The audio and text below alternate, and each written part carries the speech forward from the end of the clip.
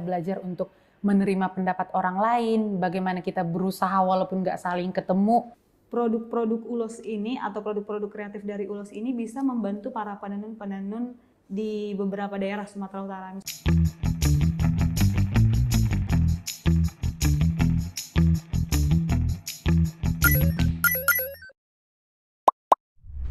Present.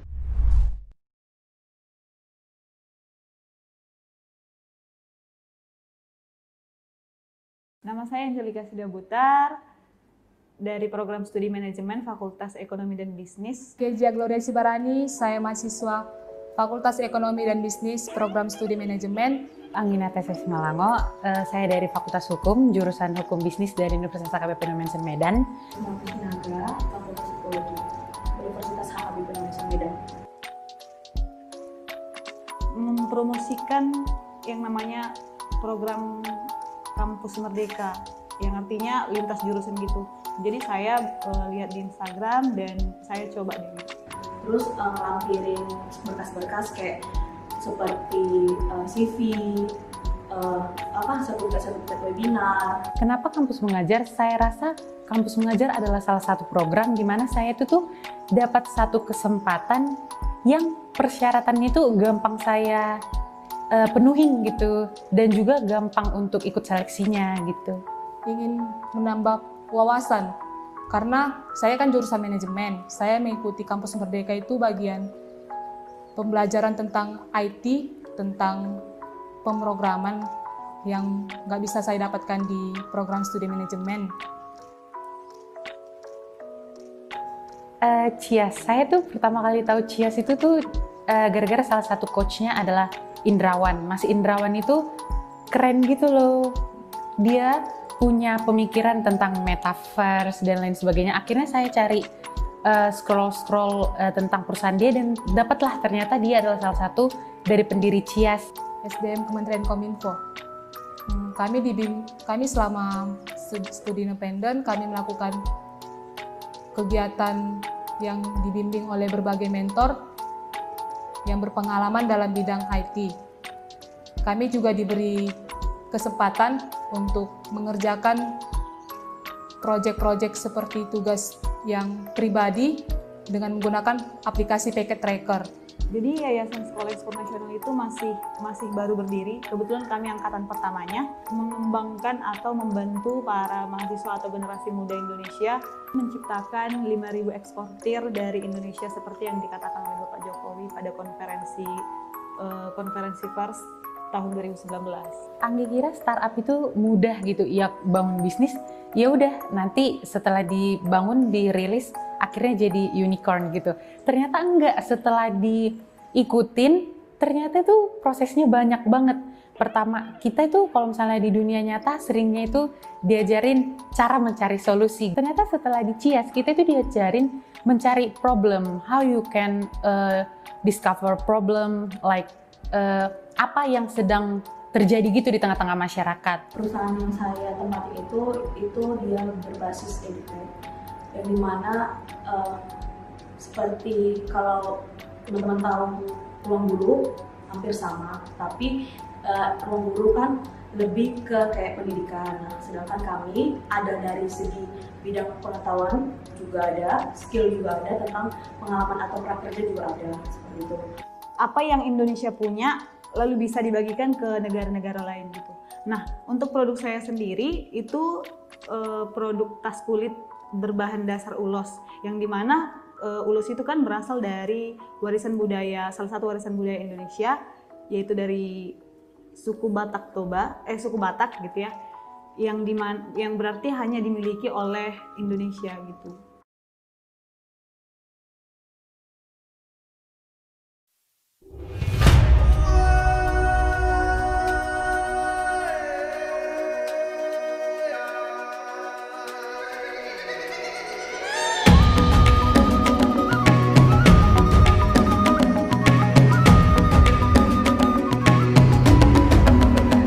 Bangun dan bukalah matamu, saatnya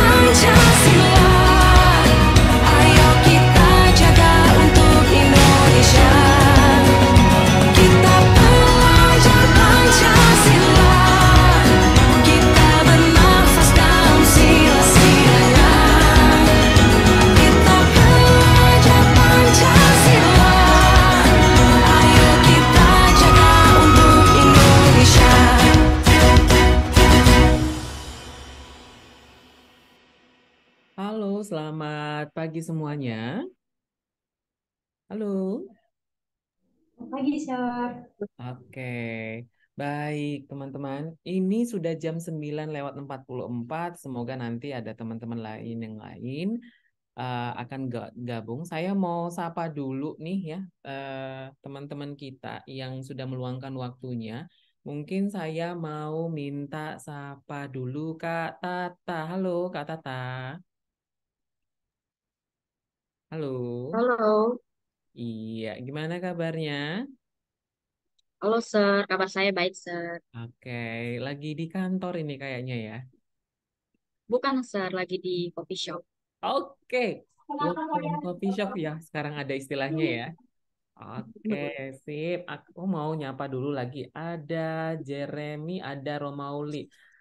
Saya mau tanya dulu, Romauli Stefani Sinaga. Halo. Halo, Sir. Iya, oke. Gimana kabarnya? Baik, Sir. Oke, baik ya. Ini juga ada Jeremy. Jeremy, halo. Halo Halo, Jeremy. Sir. Iya, ini Jeremy dari program studi manajemen gitu. Ini nyempatin nyempatin diri karena apa ya? Sebenarnya dia nggak bisa, tapi saya paksa tuh. Ayo bisa sekarang gitu ya. Oke, ada juga jauh-jauh juga dari Gorontalo. Halo Kak Susi. Halo, Sir. Selamat pagi Oke, semuanya. iya. Gimana kabar ke Gorontalo di sana? Cuacanya aman, damai dan sebagainya?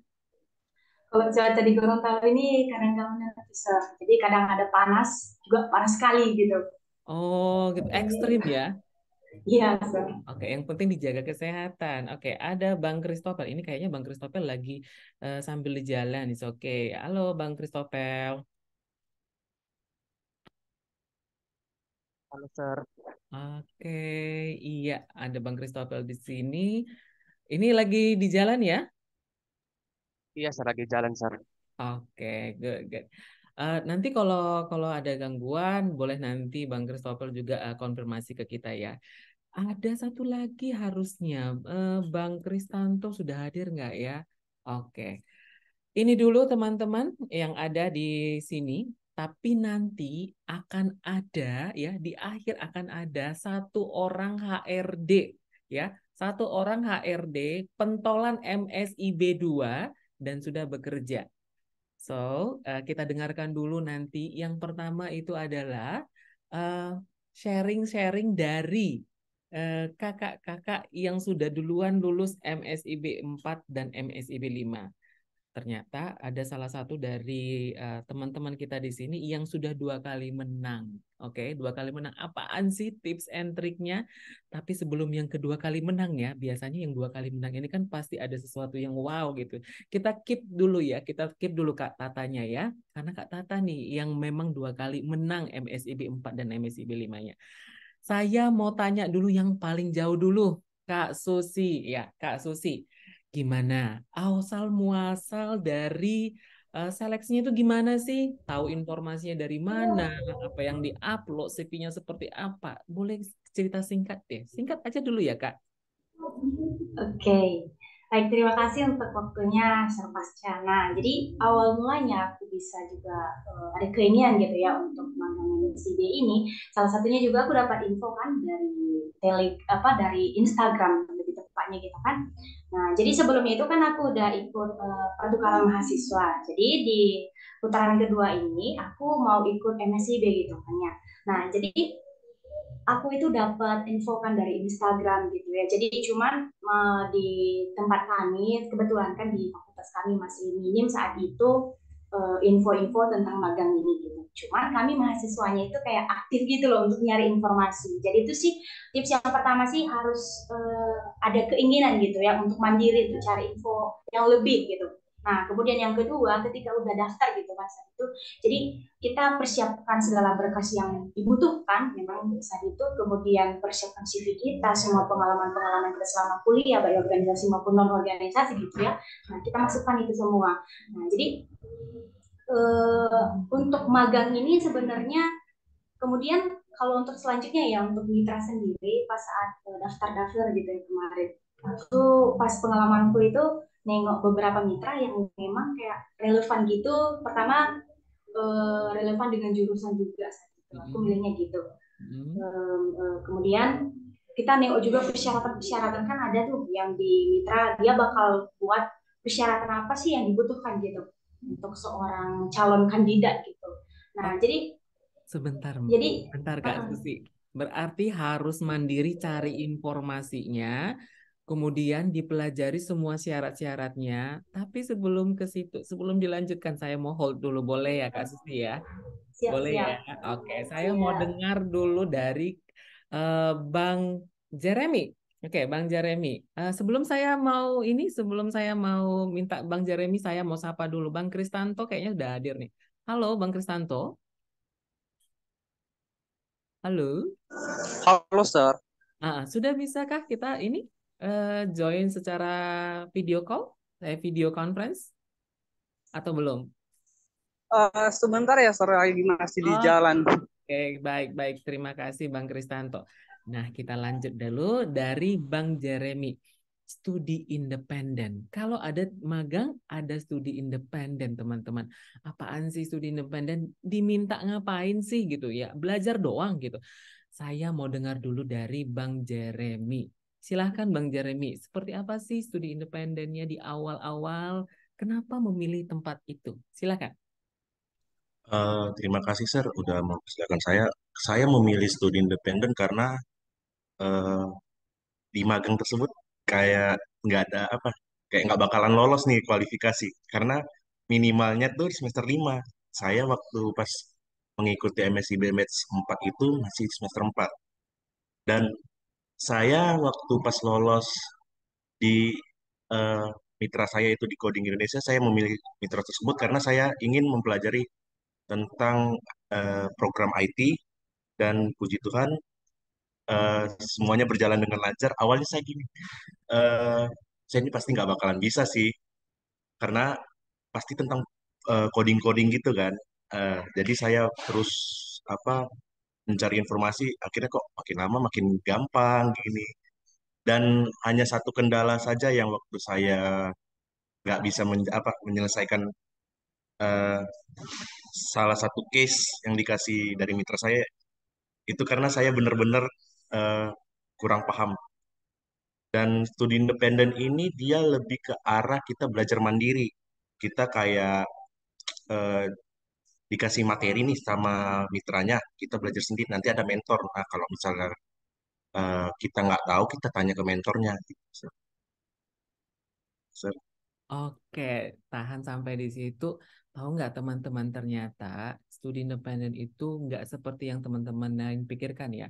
Itu diminta justru belajar mandiri. Belajar mandirinya itu pasti akan dikasih banyak modul-modul.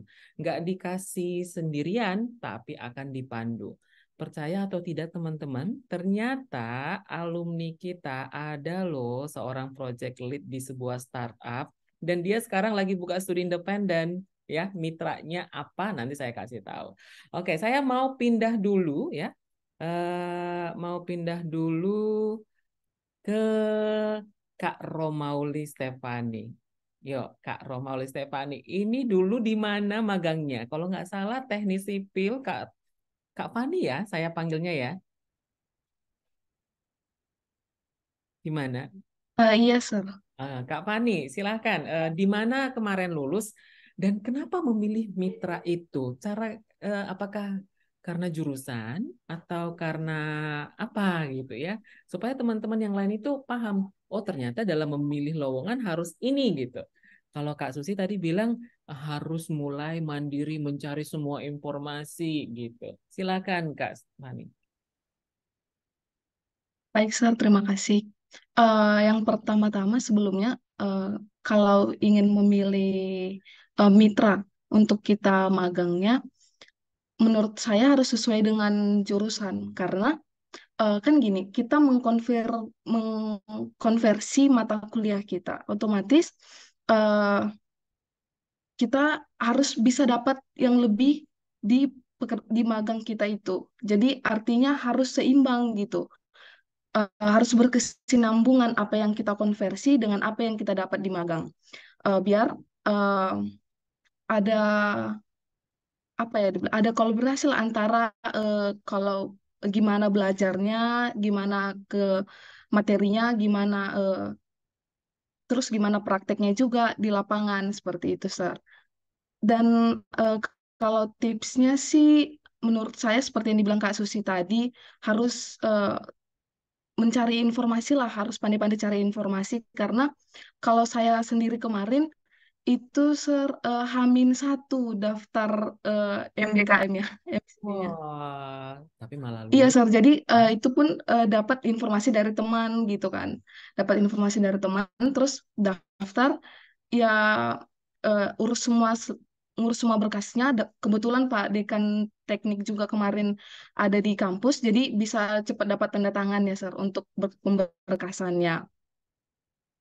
Jadi kalau untuk di PUPR itu sih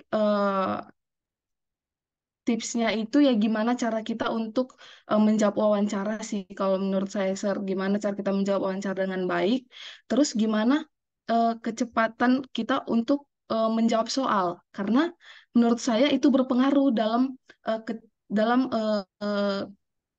untuk berpengaruh dalam penilaian mereka dalam menangkap pekerjaan nantinya gitu, Sir. Lebih baik cepat dan baik dalam menjawab daripada lama tapi benar gitu, Sir.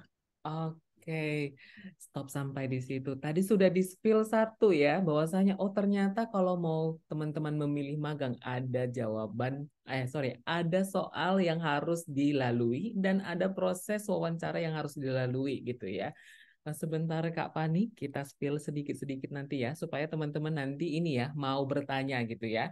Jangan semuanya dikasih dulu, supaya nanti kawan-kawan ini kok bisa sih ada wawancara gitu ya, padahal ini kan masih kegiatan perkuliahan yang dalam MBKM gitu ya. Sebelumnya teman-teman, MBKM itu dibuat oleh Mas Nadiem Makarim, itu diperkenalkan pada tahun 2020 supaya untuk memberikan wilayah yang lebih luas terhadap ilmunya teman-teman.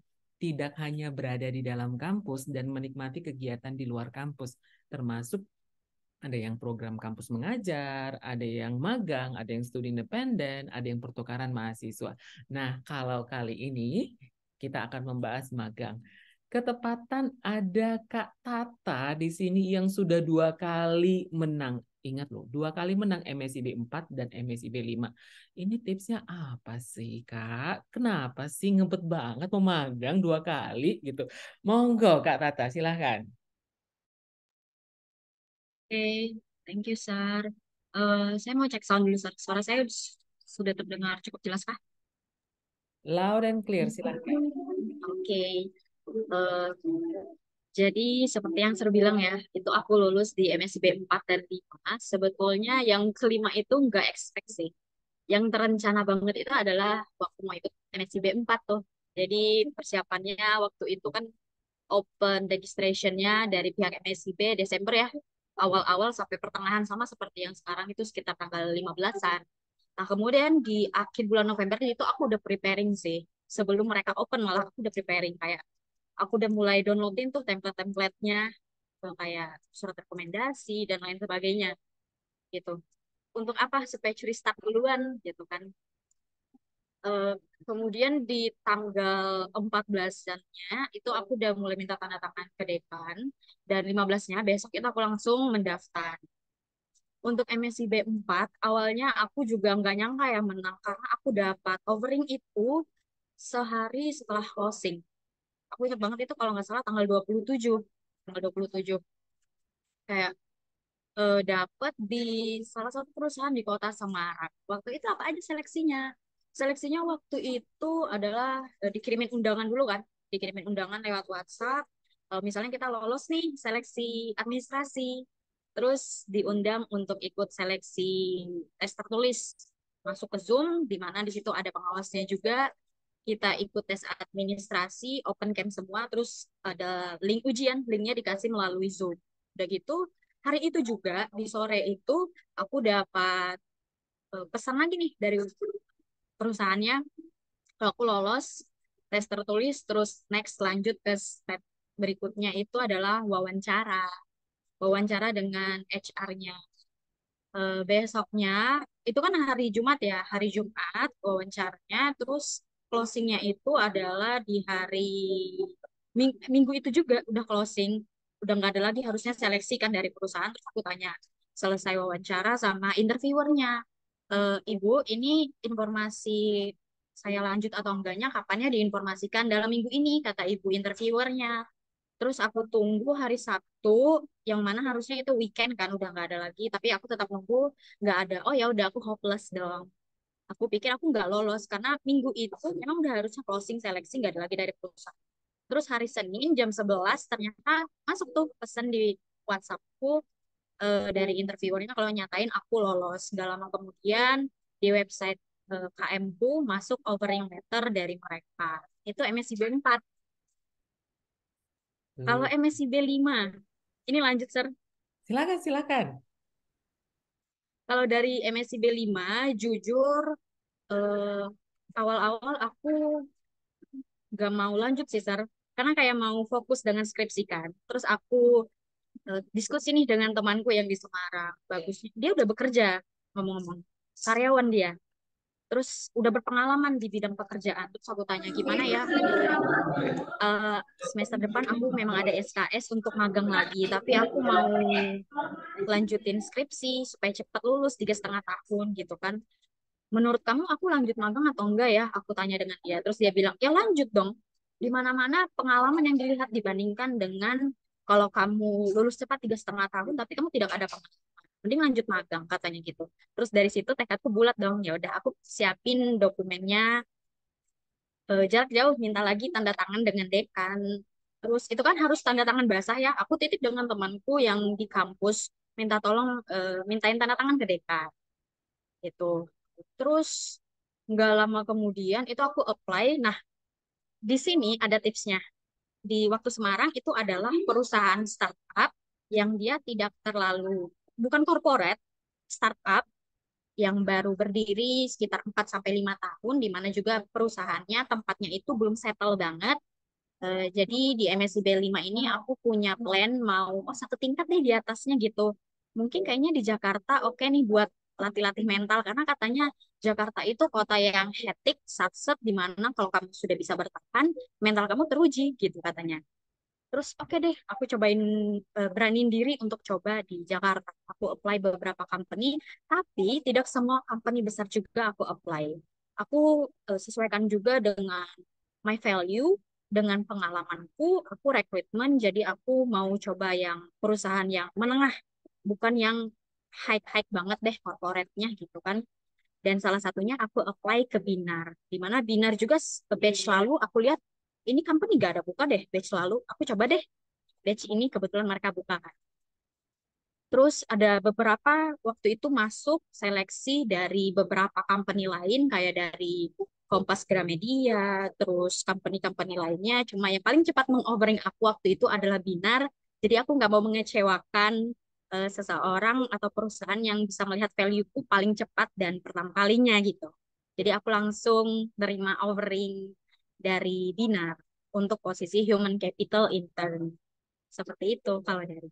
Oke, ada tipsnya lagi nih. Jangan sampai memilih tanpa melihat value-nya kita dan melihat tempat yang kita pilih itu dengan melihat ini kira-kira sama nggak ya dengan kriterianya saya gitu. Ini kalau memang sudah banyak yang melamar ke tempat yang lebih besar, gimana kalau kita lihat yang lebih menengah gitu ya. Oke, itu dari Kak Tata. Thank you Kak Tata. Ini dua pengalamannya yang sangat menarik. Kita akan ulas nanti lebih lanjut ya. Saya mau pindah dulu ke Bang Kristanto. Halo Bang Kristanto, karena ini tadi saya belum sambut nih. Halo Bang Kristanto. Halo, Sir. Iya, gimana gimana? Apa suara saya kedengaran, Sir? Suaranya kedengaran kok. Silakan. Ada yang mau di-sharing nggak? Misalnya, kok mau ya belajar lagi dalam hal ini studi independen gitu. Lalu sejauh mana tantangannya? Silahkan Bang Kristanto. Oke, semuanya. Terima kasih, Sar, atas waktu dan kesempatannya. Sebelum saya sharing dulu pengalaman saya, alangkah baiknya saya memperkenalkan diri. Perkenalkan, saya Kristanto Ulu dari Program Studi Manajemen, Fakultas Ekonomi dan Bisnis. Saat ini saya semester 7. Oke, di sini saya mau cerita sedikit tentang pengalaman saya mengikuti studi independen di PT Kinema Sistran Multimedia. Oke teman-teman, saat di sana mulai dari proses pendaftaran mungkin dibilang cukup simpel ya. Kalau dari segi administrasinya, jika kita memenuhi semua syaratnya, mungkin kita lebih memiliki peluang untuk lolos gitu. Karena persyaratannya sangat simpel. Kalau studi independen beda dengan magangnya. Nah, kenapa saya tertarik memilih di PT Kinema Sistran Multimedia? Sebenarnya kemarin itu saya udah dapat offering 3 perusahaan, 3 mitra ya. Jadi yang mitra yang satu itu kalau nggak salahnya Orbit, PT Orbit. Nah, jadi saya kemarin itu sempat menolak. Saya termasuk di dalam 3.000 peserta yang memilih di situ sampai saya ditawarkan untuk tapi saya menolak. Saya PT Kinema Sistran Multimedia. Nah, kemarin itu saya sudah putuskan untuk tidak melanjutkan lagi di PT Orbit itu, saya memutuskan untuk mengambil di PT Kinema Sistran Multimedia. Saya di PT Kinema Sistran Multimedia itu fokusnya di Red Hat Certified System Administrator System ABM, AI, and Cyber Security. Di situ kami belajar tentang kalau teman-teman tahu artificial intelligence itu kecerdasan buatan ya, sama cyber security tentang keamanan data. Jadi teman-teman di situ kami lebih mungkin kalau kita dari non IT ya merasa lebih tertantang gitu untuk terjun di dunia yang baru. Jadi kita di luar ekspektasi kita lah bahwa itu pelajaran baru susah menurut kita. Tapi sebenarnya kawan-kawan kalau kita mengikutinya dengan baik akan lebih mudah kita pahami. Nah, jadi saya di sana kemarin juga pernah membuat apa ya teman-teman, waktu saya masuk di bulan keduanya itu disuruh kami untuk buat project capstone. Nah, kalau dibilang project capstone ini kan semacam project akhir di dalam menyelesaikan studi ini. Nah, jadi kemarin itu saya pun masih bingung apa sih yang mau saya buat. Ini saya tentang cyber, ini saya tentang artificial intelligence, apa sih yang mau saya buat? Jadi bingung kan. Jadi setelah saya sering-sering juga tanya juga sama mentor-mentor yang lain karena juga mentor kita pasti welcome dengan menti-menti juga. Nah, saya tanya, kayak mana kalau kayak gini judulnya? Kemarin itu saya sempat mengambil tentang dalam kutip besar dia itu tentang chatbot. Nah, jadi chatbot generatif AI. Jadi di situ itu topik saya kemarin. Nah, jadi mungkin sangat tidak nyambungnya teman-teman dan tidak relevan dengan kita ini yang manajemen masuk ke eh, membuat chatbot gitu, buat artificial intelligence gitu. Nah, tetapi teman-teman kalau kita lebih dalam memahaminya, benar-benar memahaminya akan lebih gampang sih menurutku. Jadi saya tertariknya di situ karena kemarin sempat disampaikan sebelum kami masuk studinya bahwasannya di sana itu setiap bulannya ada sertifikasi. Jadi ada ujian sertifikasi. Jadi kami itu kemarin kan selalu ada course gitu atau pelatihan. Nah, dan sertifikatnya teman-teman. Dan sertifikatnya itu ya berstandar nasional lumayan untuk mahasiswa-mahasiswa. Jadi kemarin itu lagi sempat disampaikan sama kami bahwa di sana nanti kita belajar di situ akan bisa saja kita dapatkan sertifikat internasional dengan syarat kita mengikuti mock exam certification. Jadi kita akan ujian nanti secara langsung di sananya. Jadi eh, makanya saya tertarik karena ada sertifikat kita banyak dapat ilmu tentang artificial intelligence tentang cyber gitu. Makanya saya tertarik. Mungkin itu aja sih, Sar. Terima kasih. Oke, terima kasih Bang Kristanto. Menarik ya sebenarnya. Teman-teman percaya atau tidak, karena memang ada dua nih abang-abang kita yang studi independen bicara tadi tentang teknologi, studi independen, learning, kemudian ada AI gitu ya. Percaya atau tidak teman-teman, 18 Oktober kemarin ketika saya ketemu sama Direktur Belmawa, ternyata tahun depan akan diberlakukan yang namanya kurikulum generatif AI. Dan percobaannya akan diberikan kepada PTN dulu, baru nanti ke PTS. Nah, ini sebenarnya adalah tantangan bagi kita ya. Tidak hanya berbicara tentang bagaimana nanti kita akan bekerja, tapi bagaimana kita akan empowering changes gitu. Jadi kita harus menyambut perubahan yang ada di saat ini karena kita kan sudah mulai nih berdampingan dengan perkembangan teknologi AI. Banyak yang akan tergantikan pekerjaan, tapi banyak pula nanti pekerjaan baru karena adanya AI ini. Nah, sampai di sini dulu tentang studi independen. Saya mau yang terakhir, Bang Christopel. Ini anak psikologi, ngapain aja sih kerjanya sampai ke Japa Group? Itu ngapain gitu ya? Kalau nggak salah saya dengar itu dia itu di perusahaan yang berhubungan dengan bulir-bulir atau benih-benih udang gitu kalau saya tidak salah. Ya, kita dengarkan saja dulu dari Bang Christopel. Silakan Bang Christopel, seperti apa awal mula dan akhirnya apa yang dialami di tempat magangnya kemarin. Silakan. Baik, Sir. Terima kasih, Sir. Sebelumnya, Sir, saya terdengar dengan jelas, Sir. Iya, sangat kerja.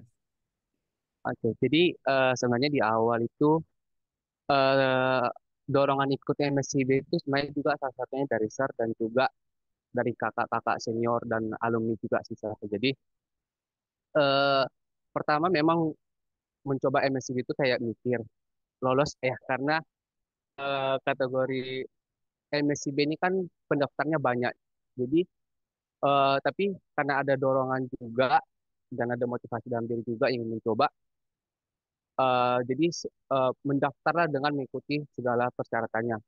Nah, jadi di batch 4 itu kan Sir, sebelumnya itu bebas ya kita milih berapa banyak pun posisi dan berapa banyak mitra. Jadi ada eh, salah satu alumni Kak Engel selalu memberitahu kepada aku bahwa udah daftar aja sebanyak-banyaknya sesuai dengan minat dan jurusan yang kita miliki gitu.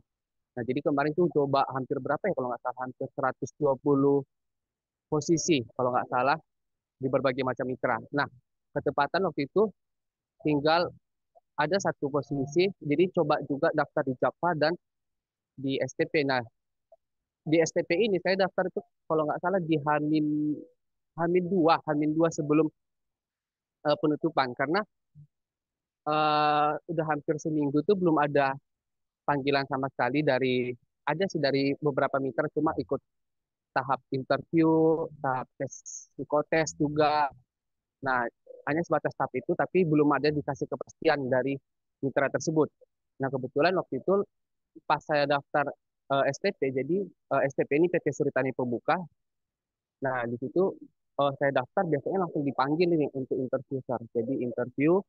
Nah, di hari yang sama itu langsung dilakukan interview 3 kali. Pertama ada interview biasa, kemudian ada interview dengan HRD, dan yang terakhir nanti ada interview usernya. Nah, jadi di hari yang sama itu dilakukan interview 3 kali. Nah, jadi STP ini juga bergerak di bidang aquaculture. Jadi banyak pembibitan di bidang aquaculture seperti ikan dan udang. Nah, ketepatan, Sir, saya ini kemarin di bidang aquaculture yang pembibitan udang. Nah, di situ saya magang, saya belajar banyak hal tuh di tempat magang itu yang memang sebenarnya kalau dipikir-pikir ya, Sir, sebenarnya kenapa si anak psikologi bisa ada di situ? Padahal sebenarnya lebih tepat itu anak perikanan karena kan aquaculture. Ternyata pada saat coba ke situ kita juga diajarkan tentang perikanannya, kita juga diajarkan tentang job desk yang sudah diberikan di portal sebelumnya. Jadi di portal itu kan ada HR data analis namanya, Sar. Jadi, nah kita dijelaskan di situ terkait job desk-nya gitu, Sar. Jadi semua terkait data-data kita pelajari. Namun bukan hanya sebatas data juga sih sebenarnya, tapi generalis lebih tepatnya semua pekerjaan HR itu dikerjakan di situ. Tapi project yang diberikan adalah data analis. Kita harus memberikan solusi bagaimana setiap data itu atau anggaran yang terkeluarkan itu bisa kita kurangi dan bisa kita minimalisir. Mungkin itu sih share pengalaman yang selama ini share. Oke, tidak hanya bicara tentang psikologinya aja, ternyata psikologi bisa berperan dalam data analisnya. Teman-teman percaya atau tidak, baik itu sosial, jurusan sosial, baik itu jurusan IPA, itu memang saling berkolaborasi ya, teman-teman. Percaya atau tidak. Makanya ada di organisasi itu atau di perusahaan, ada yang disebut dengan bisnis proses, ada yang disebut dengan supporting unit. Seperti halnya misalnya HR, dia masih bisa menjadi supporting unit, tapi dia harus mempelajari bisnis prosesnya. Dalam hal ini tadi Bang Christopel akhirnya harus turun dulu tuh, nengokin ya, pembibitan itu seperti apa sih, sehingga paham nih pengelolaan manusia yang ngerjain pembibitannya, yang ngerjain itu pengolahannya gitu ya, tidak serta-merta. Maka jadi anak psikologi juga masih bisa berperan gitu ya. Oke, saya mau langsung nih ya. Saya mau nih langsung gimana ya tipsnya? Saya mau minta nanti pendapat, saya tampilin dulu deh. Portal Kampus Merdeka.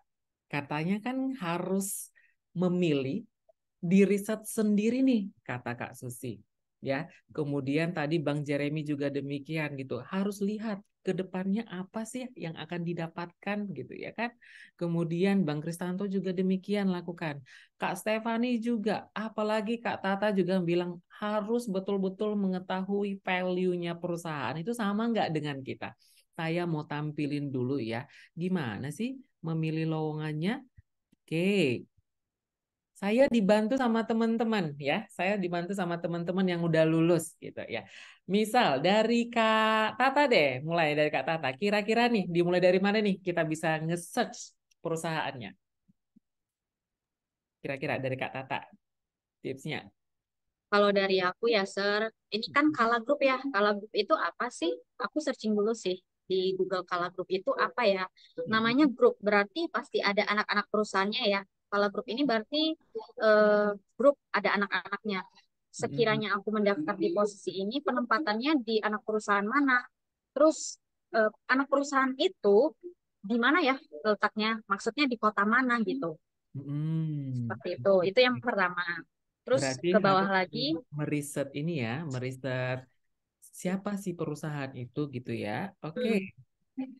Kalau misalnya lokasi atau gimana gitu, ada prefer nggak Kak, Kak Tata? Kalau lokasi enggak ada secara khusus, cuman akan lebih baik kalau bisa dapat di Pulau Jawa ya, Sarita. Oke, kita coba search dulu ya Jawa ya. Semua lokasi berarti Jawa kali ya atau gimana Jakarta ya? Nih, ada nih semua Jakarta. Nih contohnya. Oke, Kak Tata misalnya.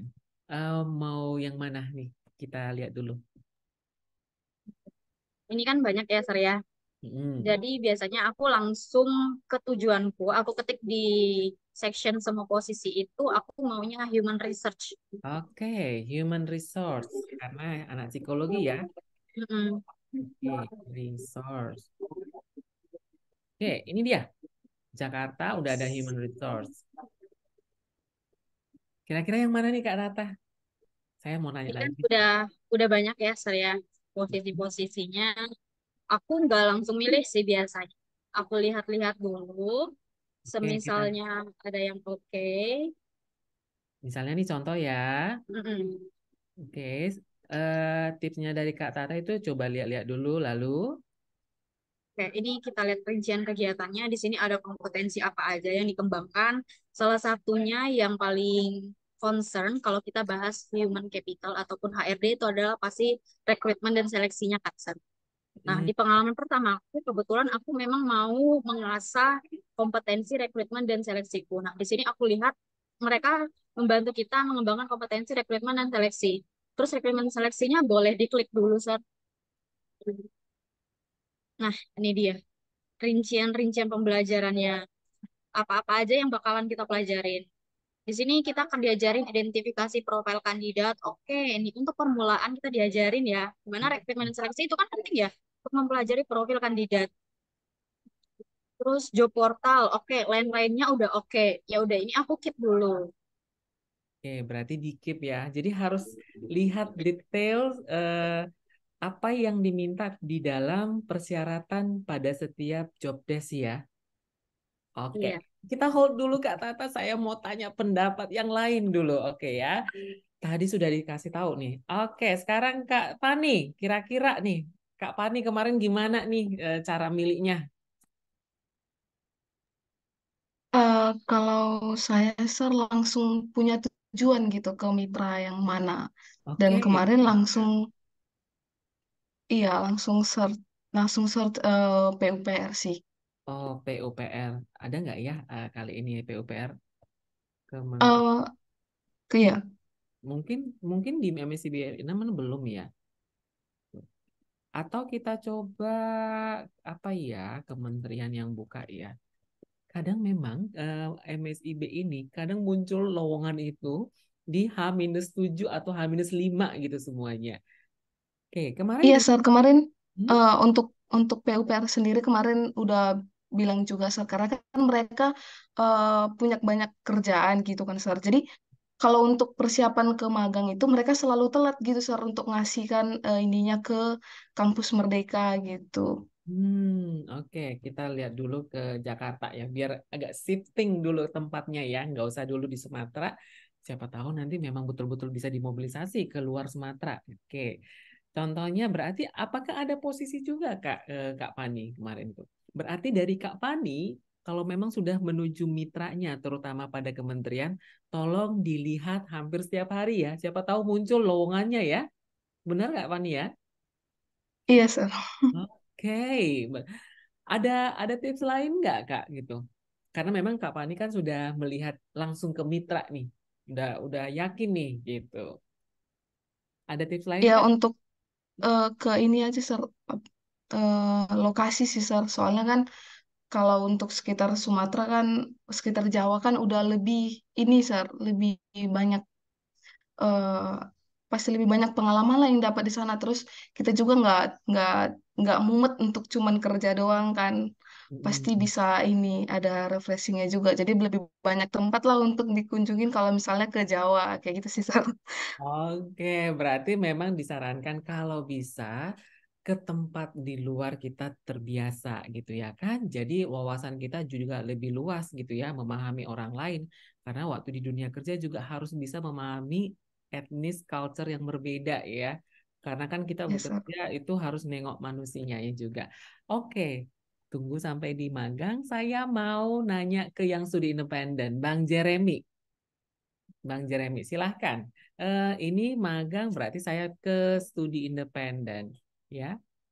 Baik, studi independen selengkapnya.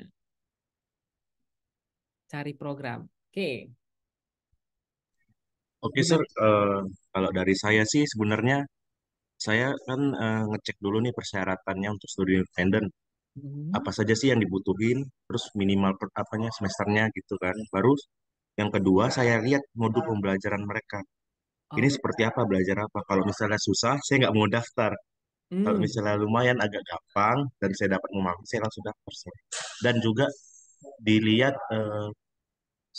saya lihat apa status di website mereka ini perusahaannya ini apa sih mitranya ini seperti apa sih, saya hmm. lihat apakah banyak yang mau mendaftar atau tidak gitu. Terus Oh, saya lihat juga benefit dari ini saya pelajari apa gitu kan, apakah akan berdampak ke depannya atau tidak gitu sir, karena oke. IT ini banyak banget sir, ada yang dari UI UX, terus dari front end and back end website, habis itu machine learning, banyak sekali sih sir. Oke, jadi memang harus betul-betul dilihat sampai detail ya. Apa Iya. sebenarnya yang dikerjakan dalam studi independen ini? Jangan sampai terlalu jomplang dan jangan sampai kita nggak mendapatkan benefit ya. Iya Oke, sir Bu. baik. Ini juga saya lihat tadi karena dibilang UI UX ini memang kalau dilihat hampir mirip dengan magang, ada yang betul-betul modulnya. Misalnya modulnya riset pengguna, testing, portofolio, basic front end, dan sebagainya.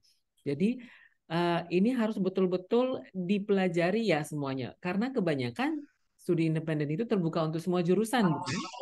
Ya bener, Sir. Jadi kalau Hmm. misalnya kita nggak sanggup, mending jangan daftar. Nanti misalnya udah lolos nih, kita ikut nih, tahu-tahu di pertengahan jalan kok nggak bisa, ngestak-ngestak aja. Jadi kan akan berdampak ke nilai kita nanti untuk mau dikonversi. Menurut saya gitu sih, Sir. Oke, terima kasih Bang Jeremy. Betul sekali ya teman-teman, harus betul-betul dilihat persyaratan dari studi independennya, modulnya seperti apa, benefit ke personal kita seperti apa. Ya, jangan sampai nanti kita kepengen menikmati pengalamannya, apalagi karena sekarang lagi hype nih tentang AI ya. 2 tahun terakhir lagi hype tentang AI, pengen belajar ini dan segala macamnya, tapi belum bisa memberikan manfaat yang berarti untuk diri kita. Jadi harus betul-betul ya kita lihat kembali. Ini terkesan tips and triknya dari ketiga abang kakak ini kayaknya hampir mirip-mirip gitu ya. Saya mau tanya dulu yang mungkin berbeda dari Bang Christopel. Silakan Bang Christopel. Baik, Sir. Jadi mungkin sebenarnya hampir sama dengan Tata juga, Sir. Yang pertama, cari posisi yang ingin kita daftar yang paling utama dulu. Nah, Oke. sama seperti Tata kemarin, saya sendiri juga daftar mencari itu pertama itu HR dengan rekrutmen. Nah, jadi saya tuh cari posisi. Nah, namun kan kadang ada nih, Sir, yang dia eh, ada minimal semester. Nah, kalau aku pribadi kemarin nggak terkecoh sih, Sir, dengan minimal semester. Jadi situ kemarin ada yang minta minimal semester 6, tapi situ posisiku masih di semester 5. Nah, jadi ya aku daftar aja gitu karena eh, apa ya, pasti itu salah satu, kalau nggak salah saya pernah nyampein sama aku, itu salah satu untuk melihat motivasi kita sih, sebagai pendaftar. Apakah kita langsung memikirkan semester atau tidak. Jadi ya kemarin banyak sih saat aku daftar kayak di semester 6, semester 7. Nah, itu semester di mana? Ketepatan tempat magangku kemarin, Sir, memang diminta minimal semester 6. Nah, dan ternyata aku lulus, Sir. Padahal aku itu masih semester 5. Jadi mungkin itu sih salah satunya yang tips yang aku berikan. Dan juga yang kedua juga hampir sama juga dengan Tata, lihat juga kompetensi yang dikembangkan. Apakah sesuai dengan minat kita atau lebih memeratkan kita gitu. Jadi kalau memang kita yakin dengan kompetensi itu dapat membangun minat atau kompetensi kita sesuai dengan jurusan kita, maka ya ambil aja gitu, Kak. Yang penting kita mampu menjalaninya. Itu sih, Sir. Oke. Jadi ini kombinasi antara harus analitis melihat apa yang ada di dalam persyaratan, pengembangan kompetensi, dan juga kalau bisa sedikit mengambil resiko gitu ya. Oke, memang benar teman-teman.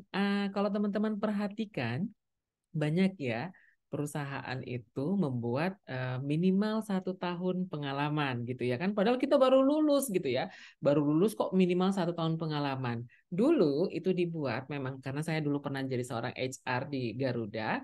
Itu memang dibuat hanya pengen tahu ini punya keberanian untuk menunjukkan nggak ya siapa dirinya.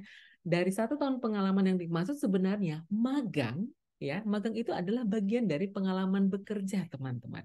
Ya, karena apalagi kalau magangnya itu di luar kampus yang notabene betul-betul dimanfaatkan kita sebagai betul-betul seorang pegawai nantinya gitu. Nah, jadi teman-teman harus paham banget ya bahwasanya memilih itu harus betul-betul melihat seperti teori Sun Tzu kayaknya ya. Saya ngambil teorinya Sun Tzu gitu. Harus kita tahu siapa kita, harus kita tahu apa wilayah yang memang betul-betul kita ingin pilih gitu. Oke, saya ingin tanya tambahan dari Kak Susi nih. Kak Susi, monggo Kak Susi. Misalnya nih, soalnya Kak Susi ini sudah menang 2 program Kampus Merdeka. Satu PMM, sudah melalang buana pastinya. Kemudian satu lagi disuruh kerja gitu. Silakan Kak Susi. Iya betul banget, Sir. Ya, saya juga kemarin PMM-nya kebetulan di Jakarta gitu kan ya, karena kan aku juga Karena kalau misalnya di PMM kan memang harusnya di luar pulau kita sendiri kan. Terus kalau misalnya begitu juga dengan magang ini, aku memang sengaja kemarin itu kan milih di luar Sumatera juga gitu kan, biar semakin menantang nih diri kita, biar lebih apa namanya, lebih mandiri lagi gitu. Terus kayak beradaptasi dengan lingkungan-lingkungan baru itu juga penting gitu. Nah, jadi kalau misalnya untuk ini sendiri, kalau untuk tipsnya pada saat pendaftaran untuk lowongan gitu, memilih mitra juga saat itu, aku itu kemarin kan aku juga belajar dari pengalaman teman-temanku yang memang saat angkatanku saat itu ikut seleksi magang itu. Nah, jadi tips yang paling utama sih, kalau misalnya kita nge-apply ke beberapa mitra itu jangan, misalnya 1 minggu pertama itu kan kemarin, itu kawan-kawan itu udah kayak nge-apply semua kan, di MSI B5 itu dibatasi kan, itu hanya 22 mitra gitu. Nah, jadi kebanyakan ke teman-temanku waktu saat itu 1 minggu pertama itu dibuka, 1 minggu atau 2 minggu gitu ya, masih dibuka tuh, itu semuanya 22 mitra itu udah di-apply semua gitu. Jadi jatah untuk mitra-mitra yang baru buka selama 7 hari apa H-7 gitu lah sebelum penutupan itu, kayak masih banyak mitra-mitra baru yang mungkin memang sesuai dengan kualifikasi jurusan kita gitu, skill kita, kemudian eh, mitra yang memang ingin kita tuju dan bisa kita dapatkan pengalaman dari situ gitu kan ya. Baru itu di H-7 atau H-H terakhir itu baru muncul-muncul semua tuh. Jadi teman-temanku udah pada kepalang ini kemarin itu. Jadi itulah mungkin salah satu tipsnya kali ya. Kita penting gitu ya, jangan terlalu buru-buru gitu untuk apply ke beberapa mitra gitu. Nah, juga kalau misalnya ini sih, kalau aku kemarin itu juga apply-nya itu lebih-lebih balik lagi ke apa sih relevansi skill saya gitu yang saya miliki gitu ke perusahaan ini, apa nanti misalnya mitra gitu, karena kan kebetulan saya juga apply-nya itu memang ada beberapa ke pemerintahan gitu, kemudian juga ada beberapa perusahaan. Nah, jadi kan saya kan kebetulan administrasi publik. Nah, kebanyakan itu di mana administrasi publik ini kebanyakan itu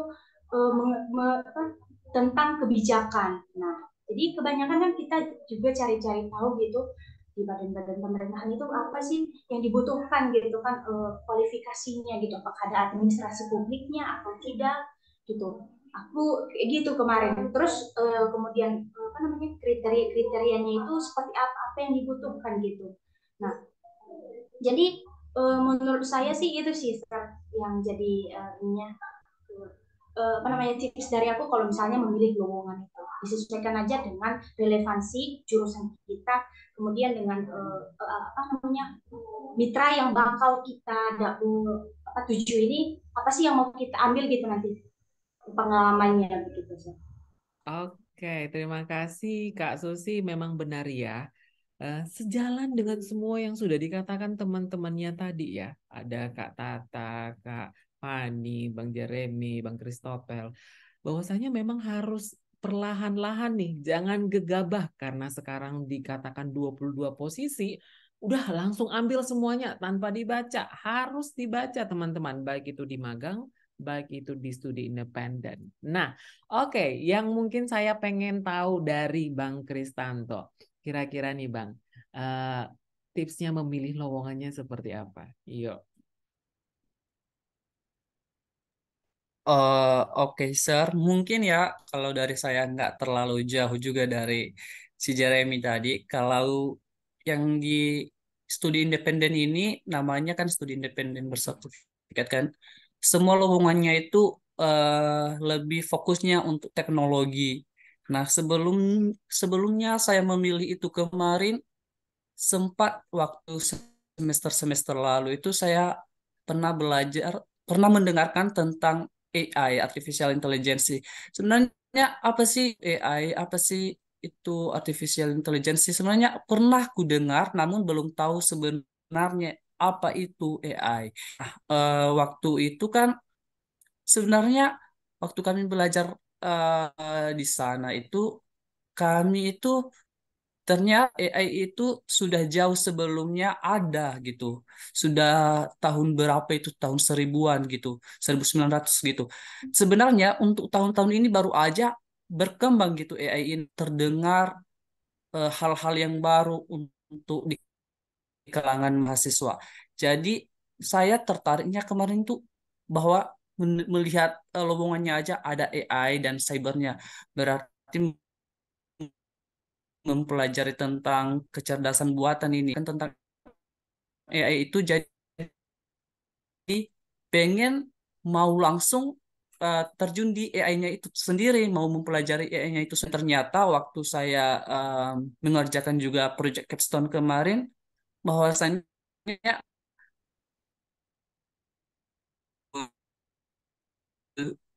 jadi saya pikirkan sebelumnya ternyata bisa saya kerjakan saat ini gitu, Sar. Dan kemudian eh, kemarin itu AI ini sebenarnya sudah ada sih, kita gunakan setiap hari sebenarnya. Waktu saya pelajari ya, bahwasannya AI itu ada di HP kita sendiri. Tahu nggak Google, Google apa ya namanya, Google Lens gitu, itu AI loh. Sama Maps itu AI. Jadi sebenarnya kemarin tuh saya nggak tahu bahwa itu AI. Ternyata setelah saya belajar di sini, itu AI sebenarnya. Jadi mungkin itu aja sih, Sar, dengan di lingkungan kita sendirilah bahwasanya selalu kita temukan AI itu. Oke, terima kasih teman-teman dari Bang Kristanto. Dengan belajar studi independen, pada akhirnya mulai paham nih apa yang disebut dengan AI, dan ketika mau memilih, jangan lupa harus dilihat dengan jelas sebenarnya apa yang akan dipelajari. Awalnya nggak tahu, pada akhirnya sekarang sudah tahu. Oke, tiba saatnya teman-teman, saya meminta teman-teman yang ada di sini, apakah ada yang ingin ditanyakan langsung ke abang dan kakak yang sudah duluan di MSIB 4 dan MSIB 5. Tuh, ayo. Atau mungkin ada yang mau minta di-review dong CV saya atau LinkedIn saya. Jangan salah, ya. Ini adalah orang-orang yang mungkin sudah mulai memasukkan gitu banyak eh, pengalaman-pengalamannya gitu. Ayo silahkan. Apakah ada teman-teman? Monggo. Ayo, ayo, ayo, ayo. Jangan malu-malu. Apakah ada yang mau di-review CV-nya? Atau mungkin mau bertanya nih sama Kak Tata? Hmm, kita memang ini ya, belum belum langsung termotivasi untuk aktif bertanya ya. Oke, ayo. Padahal kita anak-anak No Mention ini hebat-hebat loh teman-teman. Jadi harus mau nih memulai untuk aktif gitu. Oke, apakah ada yang ingin bertanya? Silahkan. Ayo, ayo, ayo. Apakah ada yang ingin bertanya? Ayo, ayo, ayo. Apakah ada yang ingin bertanya? Ini ada Florencia, ada Frankie Rezana Silalahi. Ini kayaknya dari teknik sipil nih. Monggo, apakah ada yang ditanyakan?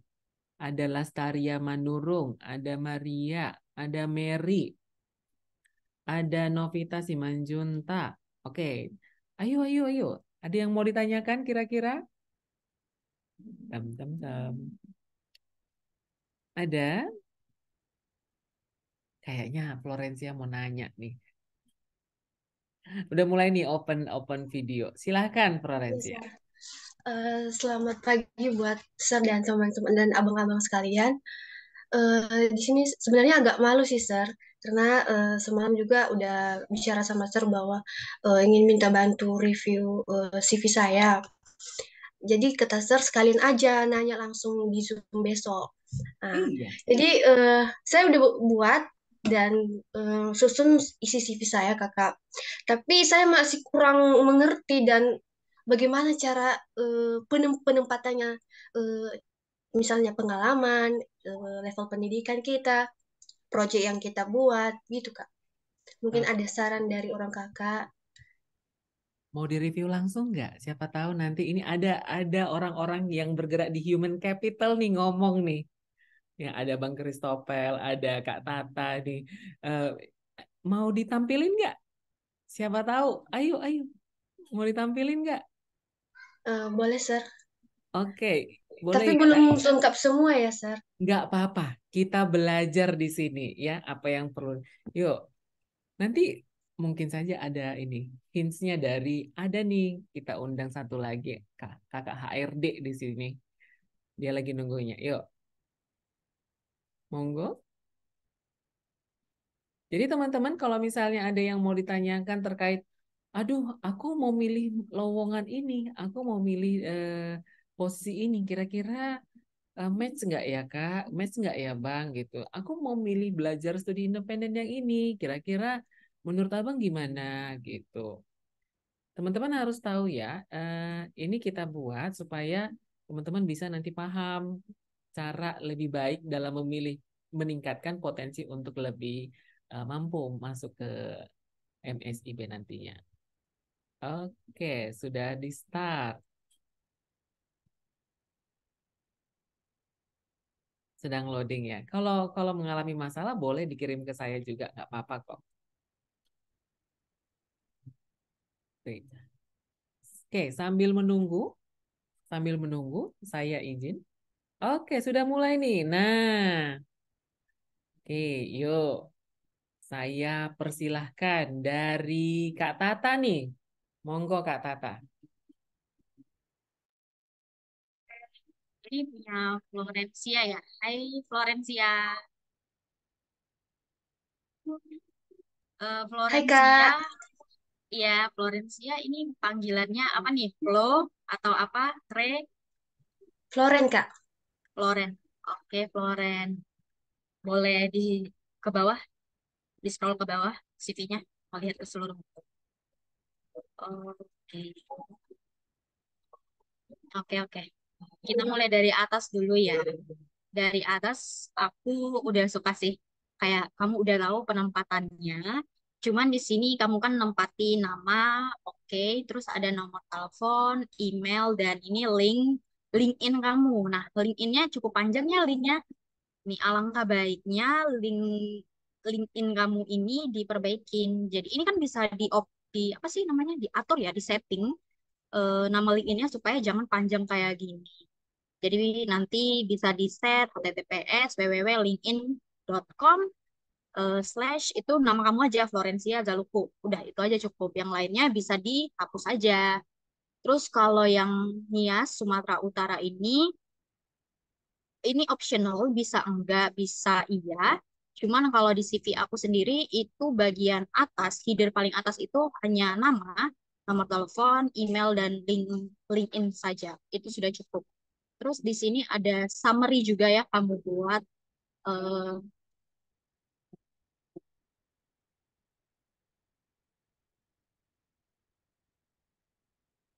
Nah, di summary ini kan belum ada pengalaman ya. Belum ada pengalaman, tapi apakah pernah misalnya kerja kelompok ataupun di mata kuliah tertentu kamu disuruh praktek nih sama dosen. Nah, itu bisa dijadikan contoh case untuk di bagian summary ini. Walaupun kamu tertarik, tapi kan HR pengen lihat nih ada pernah terjun nggak langsung gitu secara prakteknya. Untuk summary ini optional sih, bisa enggak, bisa iya. Sesuai dengan CV-CV profesional yang pernah aku lihat sebelumnya. Itu untuk bagian headernya. Work experience-nya belum ada. Oke, it's okay. Kalau work experience-nya belum ada, education level-nya dibuat di atas aja, after summary gitu. Terus karena belum ada work experience, itu jadinya dihapus aja. Jadi setelah education level, masuk ke section organizational experience. Nah, di sini organization kamu banyak, experience organization kamu banyak. Nah, untuk penulisannya itu kayak gini, kalau my experience ya, itu dibuat terus. Posisi kamu itu apa? For example, section documented. Section documented itu apakah kamu leadernya or kamu adalah staffnya? Itu kamu perlu perjelas lagi. For example, kamu bisa buat staff of section documented atau buat koordinator of section documented di mana? Misalnya di organization kesatuan mahasiswa. After posisi, nah dibuat itu kamu posisinya di mana? Terus di bagian sebelah kanannya waktunya ya, periodenya. Nah, ini udah bagus juga. Eh, oh iya, di sini diperhatiin itu penulisan pengalaman itu dimulai dari yang paling atas itu adalah pengalaman terbaru kamu. Jadi yang di bawah itu adalah pengalaman-pengalaman terdahulu. Yang paling pertama setelah section organizational experience itu adalah pengalaman terbarunya. Terus masuk ke job desk-nya nih, job desk-nya. Selama kamu di organisasi ini apa yang kamu lakukan? Alangkah baiknya itu poin-poinnya jangan terlalu banyak dibuat, 3 sampai 4 poin aja yang menjelaskan apa yang kamu lakukan dan apa hasilnya. Nah, itu yang pernah diajarin Serpaska nih sama kita. Kalau ketika kita punya pengalaman itu dijelaskan per poin-poin, jangan terlalu banyak, yang inti-inti aja nih yang paling sering kamu lakukan pada saat di organisasi itu apa yang kamu lakukan dan apa hasilnya, dijelaskan hasil dan angka baiknya kalau bisa hasilnya itu ada angkanya, ada tolak ukurnya. Itu dia organizational experience. Terus di bagian bawah ini ada section skills, achievement and other experience. Karena kita belum terlalu banyak experience-nya, achievement-nya belum ada ya, Flo ya. Oh ini project ya.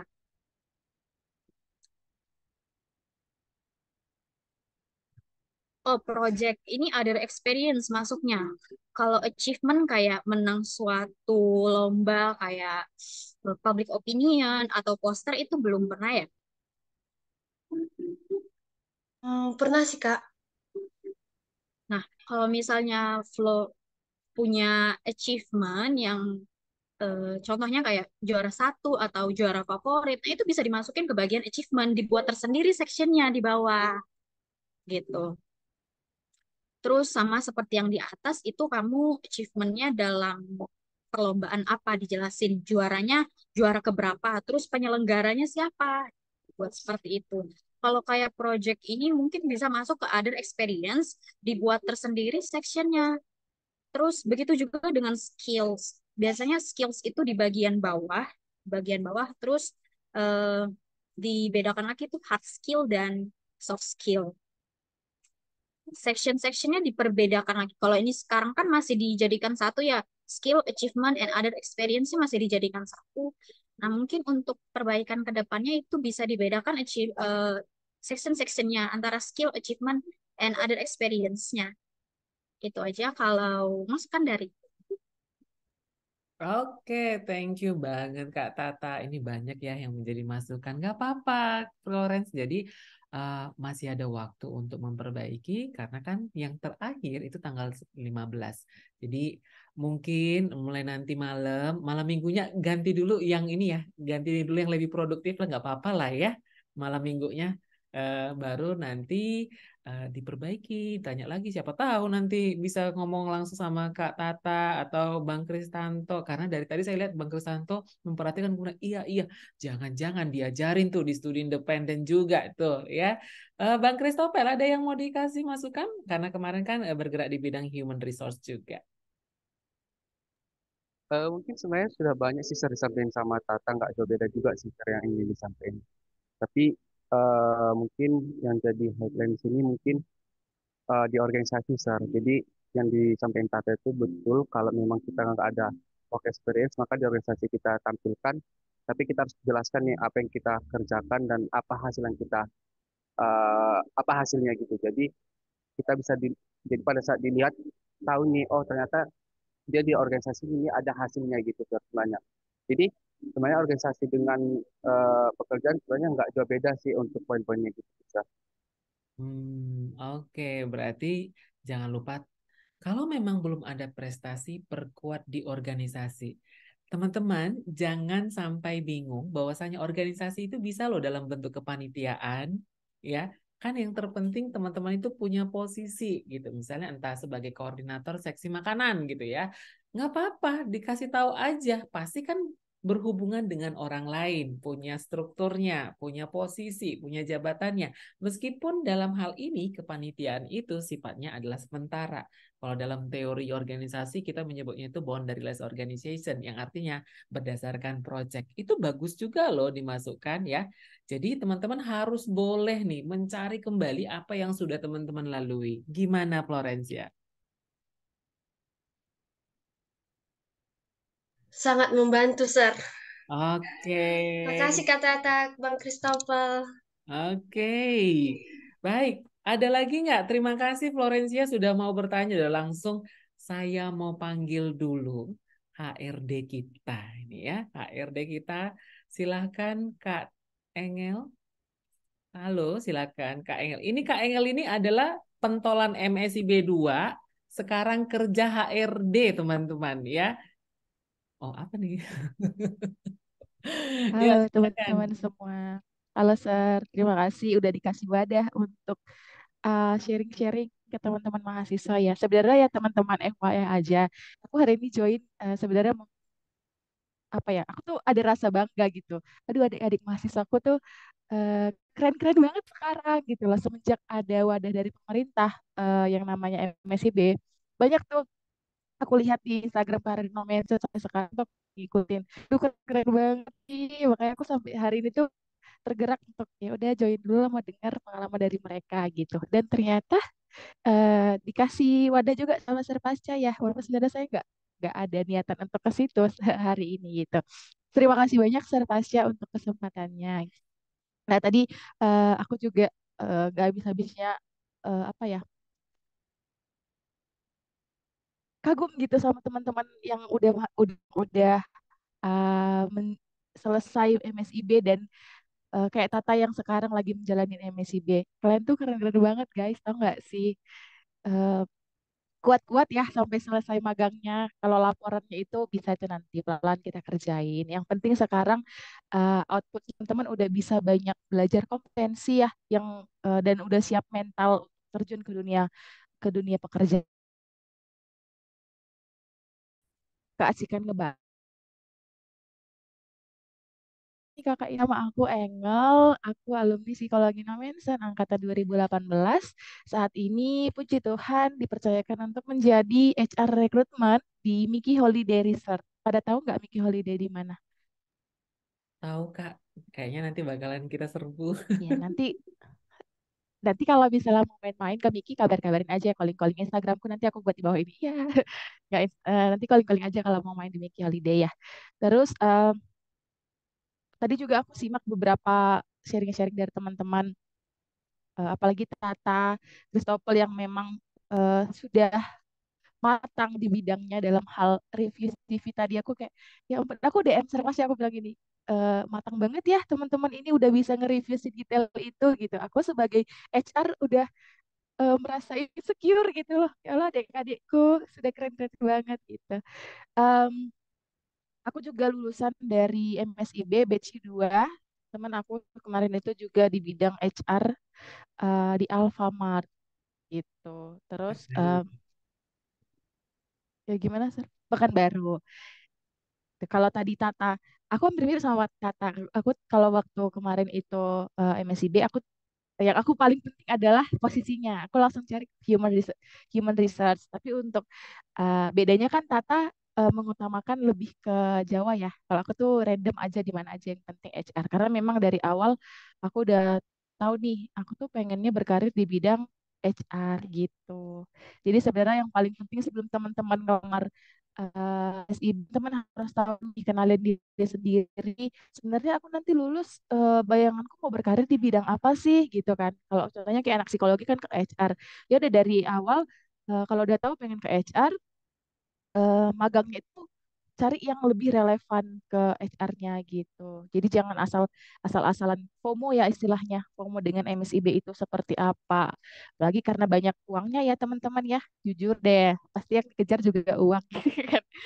Jangan gara-gara uangnya juga ya. Yang penting kita eh, karena kayak aku sendiri nih di HRD aku tuh yang pertama kali aku review dia itu udah punya pengalaman terjun langsung ke perusahaan belum ya gitu. Itu yang aku utamain ketika aku buka lowongan di sini gitu. Mungkin itu aja dulu ya perkenalan awal ke teman-teman. Keren banget sih Dian, aku bangga. Oke, kita pengen dengar dong Kak sekarang kalau tadi sudah dibantu nih ya pengalaman-pengalamannya dari Kak Susi, dari Bang Jeremy, dari Bang Kristanto, Kak Tata dan juga Christopher di sini. Tadi juga ada nih sudah review CV-nya. Nah, sekarang saya mau nanya nih Kak Engel, dari sisi HRD wawancara, apa nih tipsnya?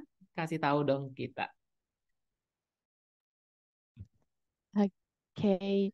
Eh, karena tadi dari segi sesi administrasi sudah detail banget ya dijelasin sama teman-teman. Dan di seleksi MSIB ada beberapa perusahaan yang memang melibatkan proseleksi interview gitu. Tadi aku juga dengar dari teman-teman ada yang interview juga ya ketika mau magang gitu. Nah, sebenarnya kalau interview ini eh, ada menurut aku ya nggak ada format yang pasti gitu ya.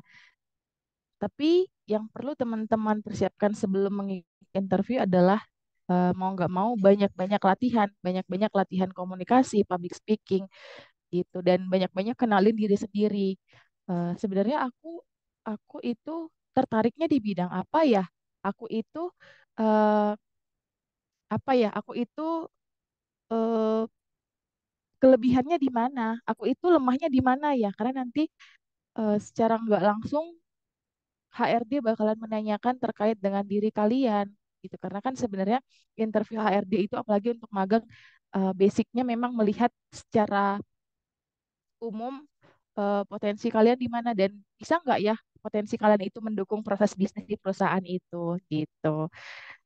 Jadi kalau untuk kalau teman-teman nanya untuk pertanyaan-pertanyaan yang apa ya jadi kisi-kisi gitu ya untuk interview, aku nggak bisa jawab karena itu kan beda-beda ya nggak ada template. Tapi yang pasti itu pas recruiter pasti ada yang menanyakan terkait ceritakan diri kamu atau menjelaskan tentang diri kamu. Selebihnya itu lebih ke teman-teman gimana caranya untuk mempelajari terkait perusahaan itu, mempelajari tentang diri teman-teman dan tentang posisi yang teman-teman ingin masuki seperti itu. Mungkin itu aja ya, semoga menjawab Sar dan teman-teman. Oke, terima kasih Kak Engel. Benar ya, bahwasanya tadi sejalan banget sama semua yang dibilang teman-teman yang lulusan MSIB 4 dan MSIB 5. Tolong dilihat dulu perusahaannya. Value-nya sama atau enggak dengan kita gitu ya. Kenali diri kita itu seperti apa. Tahu kapasitas kita itu kayaknya bakalan berkembang di wilayah ini atau di posisi studi independen ini atau di posisi magang ini. Nah, jadi teman-teman itu harus betul-betul mulai lagi ya. Jangan asal melamar nanti ya, jangan asal melamar, pelajari. Tadi Kak Tata bilang itu udah grup ya. Coba dilihat dong, itu perusahaannya di mana ya? Itu ya, apakah memang anak perusahaan dan segala macamnya. Bang Kristanto tadi bilang, kalau memang dia sertifikatnya ada, internasional pun bisa kita raih, ayo kita ambil aja. Tapi harus lihat kapasitasnya gitu.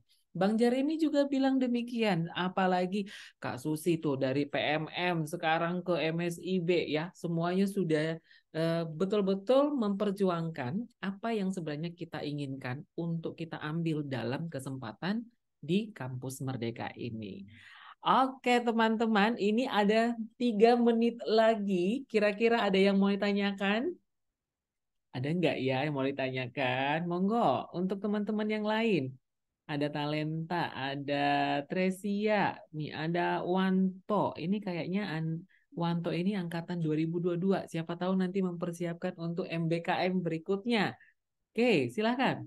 Ada Andri Lamhot Sitorus. Yuk, ada Frankie, ada Grace Ananta, ada Jordi. Monggo, monggo, silakan bertanya, teman-teman. Yang bertanya, Kak. Oke. Ya, silakan Grace. Ini pada siapa nih mau ditanyakan? Mungkin pada langsung Kak Angel ya, karena sekarang sebagai posisi HRD, kira-kira Kak menurut Kakak, biasanya HRD itu melirik CV dalam bahasa Inggris atau bahasa Indonesia? Karena setelah saya search juga, di akun TikTok gitu misalnya, banyak yang mengatakan kalau kita membuat CV dalam bahasa Inggris, maka kita harus bertanggungjawabkan saat melakukan interview nanti. Apakah benar ya? Oke, terima kasih Grace Ananta. Ini kayaknya pertanyaannya sudah mau nih, selain magang, kira-kira kalau nanti mau lulus Kak gitu ya, aku siapin Inggris atau Indonesia nggak sih? Monggo Kak Engel. Ini Kak Engel HRD nih ya, bukan lagi mahasiswa, sudah HRD nih bicaranya alumni. Silahkan. Oke, pertanyaannya menarik sekali nih, gitu ya. Nah, terkait CV, bagusan bahasa Inggris atau bahasa Indonesia? Sebenarnya eh, itu tergantung teman-teman bisa seperti yang Grace sampaikan ya, Grace Ananta kan ya. CV itu sebenarnya kita harus sebelum kita buat kita harus bisa mempertanggungjawabkan isi dari CV tersebut gitu. Sebenarnya kalau dari aku sendiri ya selama ini menjadi sebagai HR recruiter eh, tidak begitu mempermasalahkan apakah CV itu bahasa Indonesia atau bahasa Inggris gitu ya. Tapi tergantung dia itu melamar di posisi apa gitu. Kalau di kita kan ada yang namanya front office ya, karena kita kan bergerak di bidang pariwisata dan perhotelan. Nah, kalau misalnya dia apa melamar sebagai front office dan CV itu menggunakan bahasa Inggris, pastinya kita akan ajak dia praktis untuk mempertanggungjawabkan CV-nya tadi. Kalau dari segi CV dia bisa membuat bahasa Inggris, eh, kita mau tahu dong dalam hal pronunciation-nya apakah dia memang bisa sejalan dengan CV yang dia buat seperti itu. Jadi sebenarnya kalau dari aku sendiri ya, pengalaman selama ini aku tidak begitu mempermasalahkan apakah CV itu bahasa Indonesia atau bahasa Inggris. Aku senang sih kalau CV-nya bahasa Inggris, tapi kadang kalau kita ajak praktis dia tidak bisa, eh, mungkin dia masih perlu belajar lagi ya. Kita kasih kesempatan dia untuk belajar dan mempertanggungjawabkan apa yang dia buat gitu. Mungkin bisa Oke. menjawab Grace. Terima kasih Kak Engel. Gimana? Oke, Grace? Kak. Thank you ya, Kak. Oke, jadi berdasarkan posisi, tempatnya, dan teman-teman kalau memang mau buat bahasa Inggris dipertanggungjawabkan. Apalagi posisi-posisi yang memang mungkin kalau kita melamar di perusahaan multinasional company gitu ya. Apalagi kalau misalnya kita mau nggak usah multinasional, yang nasional pun kalau memang posisinya misalnya sebagai seorang humas gitu ya, public relation, mau nggak mau harus bisa dong ya. Jadi teman-teman memang harus sesuaikan kondisi lowongannya dan kapasitasnya kita gitu. Oke, terima kasih Grace Saranta atas pertanyaannya. Oke, ini sudah jam 11.01 ya. Saya pengen ini dulu. Terima kasih banget ya untuk semuanya. Teman-teman, ada Bang Jeremy, Bang Christopher, Kak Susi, Kak Fani, Bang Kristanto, sama Kak Tata, apalagi ditambah dengan Kak Engel gitu. Tapi saya pengen ini dulu boleh ya teman-teman ya. Saya pengen nge-spill LinkedIn-nya teman-teman sekalian di sini boleh nggak ya kira-kira? Boleh lah ya. Siapa tahu nanti apa ya mau add gitu ya, mau add. Karena gini teman-teman, LinkedIn itu pada waktu sosialisasi MSIB angkatan ke-6 kemarin kata Kemdikbud narasumbernya itu coba diupdate di LinkedIn-nya juga, jangan hanya di CV gitu. Jadi saya mau spill dulu beberapa LinkedIn kakak-kakak kita di sini. Oke, izin ya kakak-kakak semuanya di sini ya. Oke, nah nih saya mau tanya Kak Engel nih. Nah ini dia nih Kak Engel nih, monggo teman-teman ya. Kak Engel Febiola Bang Tobing. Saudara 441 koneksi nih. Lebih banyak dari saya loh. Jangan salah loh teman-teman ya. Oke. Jadi saya mau lihat lagi ke Bang Jeremy. Boleh ya? Oke, Bang Jeremy. Nih. Ya, udah 500 lebih nih. Oh, banyak lagi postingannya teman-teman ya. Harus diupdate keprofesionalan kita gitu. Kak Tata. Kak Tata, nih human capital nih ya. Wah, itu 200 koneksi dan semua kegiatannya itu terupdate teman-teman. Seperti ini nih, pengalamannya Kak Tata Nuh, kan? Sudah disebutkan di sini semuanya apa yang dilakukan oleh Kak Tata. Jadi kita memang betul-betul harus apa ya, update dan upgrade apa yang sudah kita lalui bersama gitu. Oke. Kak Susi, apakah ada? Belum. Oke, nanti kayaknya bakalan semua gitu ya. Bang Kristanto? Ada, Sir. Oke, Bang Kristanto juga nih. Kemarin juga Bang Kristanto itu pernah nge-tagin gitu ya. Nih, semua prestasi-prestasinya itu harus dikasih tahu loh teman-teman ya. Pengalamannya kemarin juga pernah di apa ya, di UNR ya. Nah, nah itu teman-teman harus betul-betul paham ya. Kegiatan-kegiatan kita itu selama di kuliah itu harus diupload teman-teman ya. Jangan lupa gitu. Oke, kemarin lalu ada di sini Bang Christopher. Christopher, nah ini dia. Nih, oke. Jadi ini harus dikasih tahu ya teman-teman semuanya yang pernah menjadi sukarelawan, pernah berkegiatan, pernah ikut KMMI, pernah apapun itu ya, panitiaan apapun itu gitu. Oke, baik kalau begitu. Saya rasa sudah cukup banyak banget ya ilmu yang kita dapat hari ini. Nanti rekaman ini akan kita upload ke YouTube UHN Medan Official. Dan akan diberikan juga nanti linknya kepada abang dan kakak. Siapa tahu mau exposure juga bahwa telah pernah menjadi narasumber. Ditunggu sertifikatnya ya, abang dan kakak sekalian ya. Oke, kalau begitu Aku baru mau ya. mention itu, Sir. Lumayan kan jadi exposure. Aku baru mention terkait sertifikat. Ya, Lumayan jadi exposure teman-teman kan sebagai narasumber gitu. iya, Untung betul untung sekali. serpasnya apakah ya teman-teman? Pokoknya apapun yang teman-teman lalui, tolong di exposure. Kita masih di zaman exposure, kita belajar bersama-sama nanti untuk mengkomunikasikannya sebagai bagian dari brandingnya teman-teman di dunia karir nantinya. Oke, untuk penutup, saya mohon bantuan untuk semua teman-teman yang ada di sini, boleh menampilkan video kameranya, ya. Saya akan ini dulu. Monggo untuk menampilkan semua video kameranya. Yuk, siapa yang ini? Yuk, yuk, yuk, yuk, yuk, yuk, yuk. Oke, saya remove spotlight-nya dulu biar bisa semuanya masuk ke dalam frame ya.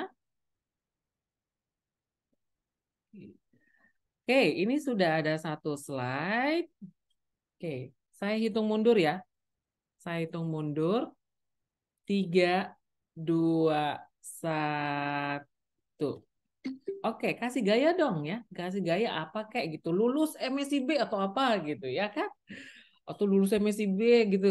Gitu. Oke, saya hitung ya. 3, 2, 1. Oke, baik. Terima kasih. Oke, telah tiba di ujung acara. Terima kasih semuanya untuk kehadiran semua yang bertahan, bertanya, dan juga terima kasih untuk kakak dan abang yang sudah menyempatkan waktu berbagi tips, trik, pengalaman. Semoga koneksinya kita nanti semakin lama semakin bertambah, semakin kita saling menguatkan dalam relasi ini, dan pada akhirnya kita menjadi orang-orang yang berkarir dan bersinar bersama. Sampai jumpa di kesempatan yang lain. Sampai jumpa. Bye-bye. Terima kasih semuanya. Terima kasih, Sampai Sir. jumpa. Yuk. Terima kasih, Terima kasih, Sir. Kasih, Terima Sir. kasih, Terima kasih teman-teman. semuanya.